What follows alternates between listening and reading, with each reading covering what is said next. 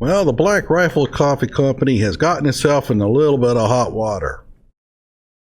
They've made a few mistakes here, some of it more understandable than others. I thought I would read a little bit of a snippet from the New York Times and their interview of Black Rifle Coffee Company executives. Hello out there.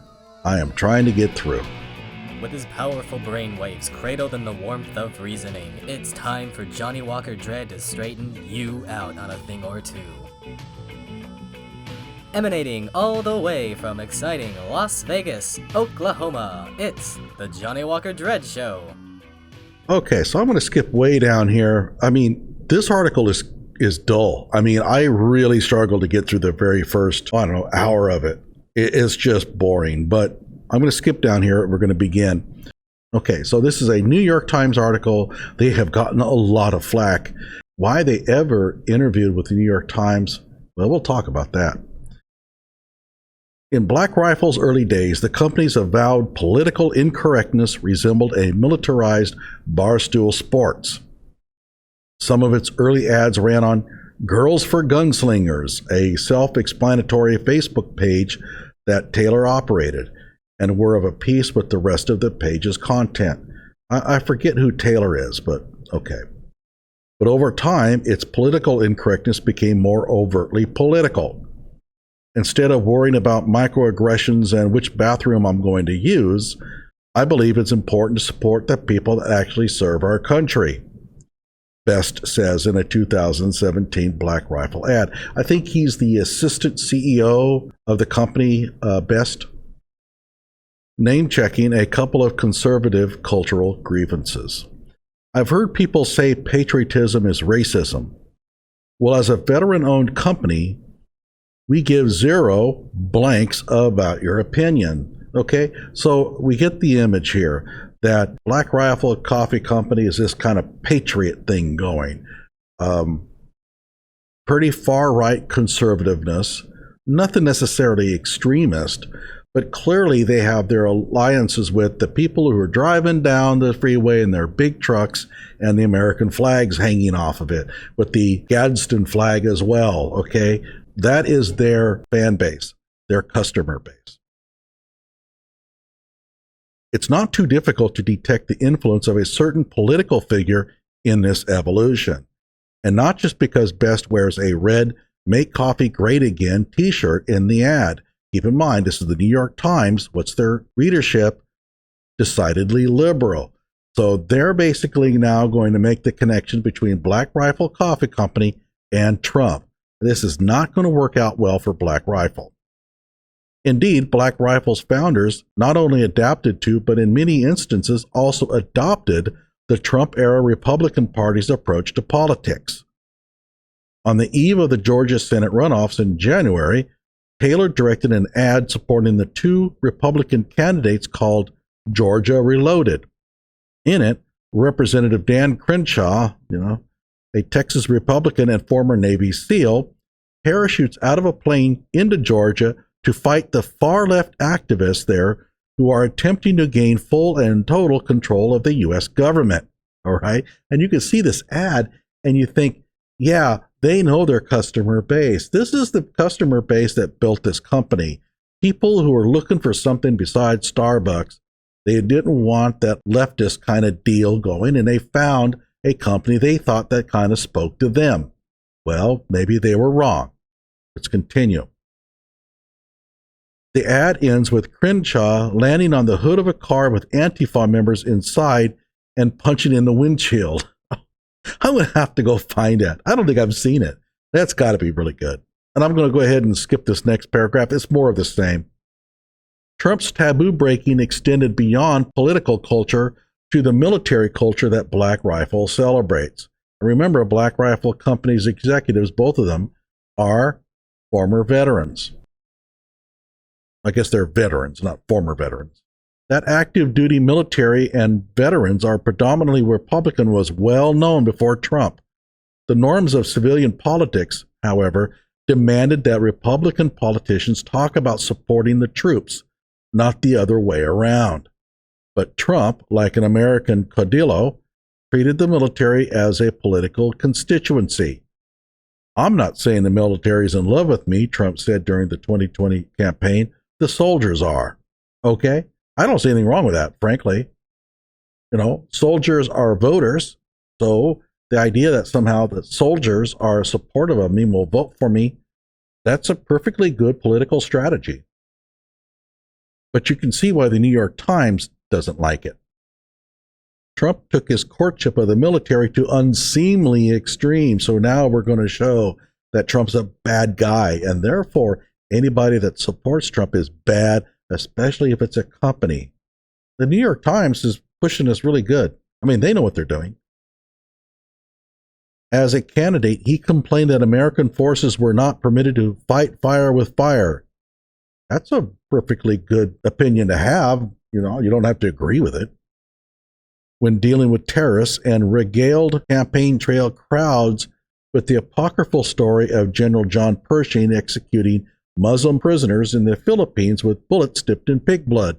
Yeah, I don't believe that story is true, actually. And they say apocryphal, so.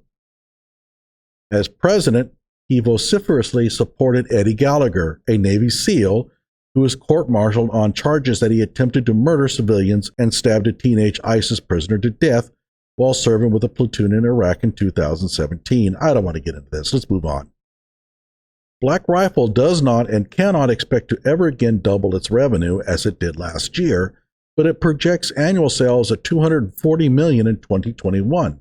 Pretty good. 50% higher than 2020. Considering how much of Black Rifle's previous success was built on Trump-fueled divisiveness and polarization, okay, again, this is the New York Times. They are not going to say anything good about Trump. The question is whether its ambitious projections for future growth could possibly be met without more of the same. So in other words, are they going to continue to grow now that they are distancing themselves from that customer base? Although Hafer remains a conservative, Hafer is the CEO of Black Rifle Company. On more than one occasion, he told me, I'm a man without a party now. So again, he's abandoning the Republican Party. And that's not necessarily going to bother too many of the alt-right people. They have abandoned the Republican Party as well. He is loath to say anything negative about Trump on the record.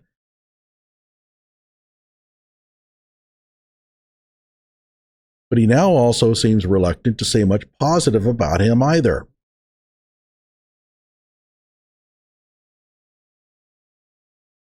Nevertheless, the Black Rifle executives were unwilling to get too introspective about what their company might have done to lead people on the far right, people they personally revile, to identify with the Black Rifle brand. And you might be wondering, well, the people on the far right, he's talking about the Ku Klux Klan, right? I mean, the writer, that's the Ku Klux Klan? No. The people on the far right are essentially conservatives. You have to look at this thing from the New York Times' perspective. If you voted for Trump, you're on the far right. And what they're saying is that Black Rifle Company is now reviling you as a Trump fan. When I asked Hafer and Best if they had given any thought as to why the first public thing Kyle Rittenhouse did after getting bailed out of jail was put on a Black Rifle t-shirt and pose for a picture, their answer was procedural. An ex-Special Forces member who helped collect Rittenhouse from jail stopped by a Bass Pro Shop to get some new clothes for the teenager, including the Black Rifle t-shirt, Hafer said. As for why Eric Mischel, I think he was involved in the January 6th thing. As for why he chose a Black Rifle hat, in addition to a tactical vest and a taser, as part of his get-up for his flexing of muscles on January 6th, as he described his actions to a British newspaper, oh my gosh, man, can you guys stop this sentence? They had no interest in digging too deeply. He's just some guy that bought the hat, Hafer said, just like 10,000 other people who bought the hat in the previous 60 days. Before that, or whatever it was. I don't really have too much trouble with them not taking any stands here. I mean, so Kyle Rittenhouse was wearing a Black Rifle t-shirt. I think I would have said, well, that means he must really like our coffee, because our coffee is really good. A lot of people like our coffee, and let it go at that. I mean, you don't have to jump in and wave your flag at every opportunity. Sometimes it's not very good marketing to do so. These guys have a large company now. They need to start making good decisions. And this kind of distancing from these particular individuals on certain events is understandable. The Black Rifle guys are not the evil that everybody makes them out to be, says J.J. McNabb, the extremism researcher, but they have closed their eyes to some of the evil that takes their humor seriously. Evil. Trump fans. Still, Black Rifle professes to be eager to put some of its fiercest and trolliest culture war fights behind it.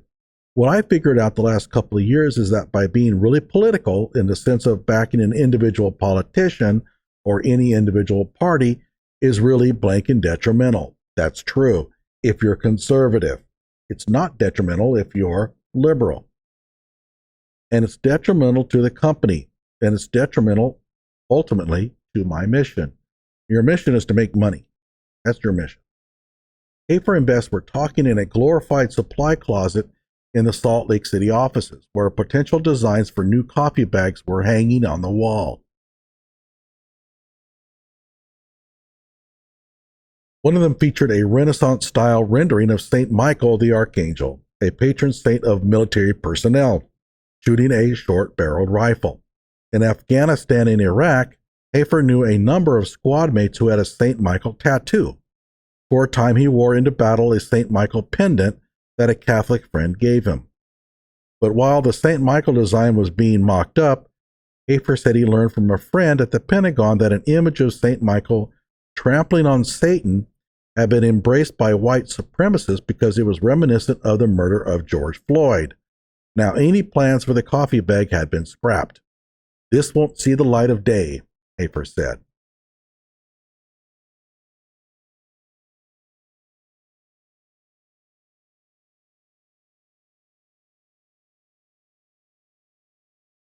Now, what's important here? When I read next, we're going to be talking about some people. And the question is, who are we talking about? You'll see what I mean. You can't let sections of your customers hijack your brand and say, this is who we are, Best told me. Now, what sections of your customers is he referring to? Well, everything that we've read so far indicates that he's talking about alt-right. It's like, no, we define that. The Rittenhouse episode may have cost the company thousands of customers, but Hafer believed it also allowed Black Rifle to draw a line in the sand. Now, keep in mind, they didn't lose thousands of customers necessarily on the alt-right or on the left. They probably lost them on both sides. And why? They try to kind of play it on the fence there. Always dangerous in marketing. It's such a repugnant group of people. Now, who's he talking about? The New York Times is not telling you. They're letting you think that he's talking about the alt-right. And they may be right about that. That's who we were talking about before. And so they're making the insinuation that by repugnant group of people, Hafer is talking about the alt-right. It's like the worst of American society, and I got to flush the toilet of some of those people that kind of hijacked portions of the brand. Then again, what Hafer insisted was a super clear delineation was not too clear to everyone, as Mischel's choice of headgear vividly demonstrated. Okay, so my question is that if he's complaining that the alt-right extremists hijacked his brand, didn't he play a role in that? It looked to me like the marketing was speaking to those kind of people. And so they responded like they're supposed to in a marketing campaign. So how is that hijacking? Or is he talking about some other group? The racism, crap really pisses me off, Hafer said. I hate racist, proud boyish people. Now it's making it clear that he's talking about the alt-right here. Like, I'll pay them to leave my customer base. I would gladly chop all of those people out of my crappy customer database and pay them to get the hell out. If that was the case, I asked, had Black Rifle, which sells a thin blue line coffee, considered changing the name of its Beyond Black coffee, a dark roast it has sold for years, to Beyond Black Lives Matter? Notice, however, that they're saying that thin blue line coffee is the same as some alt-right extremist deal. They're making a claim in the New York Times that the thin blue line dealio is just like wearing a KKK Klan robe. So in the New York Times' views, thin blue line is alt-right terrorism, or at least extremism. It goes on. Surely that would alienate the racist polluting its customer base. Yeah, you could do a lot of things that would alienate the extremists in your customer base and pretty much wipe out all of your customers. That's not their plan. They want to get rid of, according to what I read here, the extremists only. But if you go around promoting Black Lives Matter, well, then you're now Starbucks, but your company was created to sort of oppose Starbucks. Only a moron would do that. And I would also suggest that the New York Times article author needs to keep his mouth shut. This is marketing. You have no experience in that. You have no right to tell these people or even suggest or even ask them to change their marketing just to suit your whim. Hafer began to laugh. You wouldn't do that, I ventured. I would never do that, Hafer replied. We're trying to be us. And that's the end of the article. So you can see what the New York Times is doing here. First, they're establishing that if you're a Trump supporter, you're an alt-right extremist. That's not a hard sell for its viewership. Its readership is going to be all on board with that. Then it's going to make a claim here that Black Rifle Coffee hasn't done enough to alienate that far-right extremist. They need to put out a lot of leftist stuff to get rid of them. But yeah, that would change your entire marketing scope of the company. The person who offered that is a moron, has no business in marketing. Now, keep in mind, what we are seeing here is what the New York Times has done to their interview. And I have said many times that you just have to be careful. The New York Times holds the golden pen. That means that they can take an audio transcript of a meeting and they can do what the hell they want to it. You said something good, they can delete it. They can move things around. And so they can place something said about alt-right above another quote by you to make it look like you were talking about them. They can do this. This is editing. Yeah, they can go too far and get sued if they, do something ridiculous. But as I showed you with the Paige Williams New Yorker article, it doesn't take much. You can do some pretty nice subtle things here and completely slant the interview in a different direction. Even to the point where the people who are reading it, who actually were interviewed, think they're being treated pretty nicely, when in fact it's quite the opposite. The New York Times butchered Black Rifle Coffee Company here. These guys should never have agreed to do this interview. I mean, if they were going to do an interview, they should have done it live. And even then, there would have been recordings of it, and then that would have been edited. You cannot trust journalists from the New York Times. And that's true for CNN and MSN. And I know every time these guys get involved and they think that, well, I will straighten the record. I will go in there and tell them what the truth is. And when they print it, their readership will realize that, hey, we're not such bad guys. But the New York Times has no interest in printing the interview verbatim. They're going to go in there and do their thing. And they're not going to do it in your favor. They are not your friends. And they're going to first meet with you, and they're going to be so friendly, they'll shake hands. They may even say things like, you've been treated pretty badly out there. we would like to give you the opportunity to straighten the record. We know that you're not bad guys. And it's a shame what people are saying about you. If you could just sit down with us for an hour and answer some questions, we can straighten this thing out. Think of New York Times journalists like the cops. When the cops come around to interview you, they are not your friends, but they will project themselves to be your friends. They will say, yeah, if you did murder your girlfriend, I fully understand. I think I would have done something like that too. I mean, the strain and the stress you were under must have been incredible. I know the jury, if they heard your story, they would be very sympathetic. And it's all designed to pull out of you a confession. And the New York Times is going to do the same thing to everybody it interviews. You cannot win. Don't do interviews with the New York Times or any of these mainstream media outlets. If you do, at least have nothing to lose. These guys had plenty to lose. This was a mistake. And I understand from their standpoint what they were trying to do. They thought if only people could hear their voice and understand what happened, everything would be great. It doesn't work like that.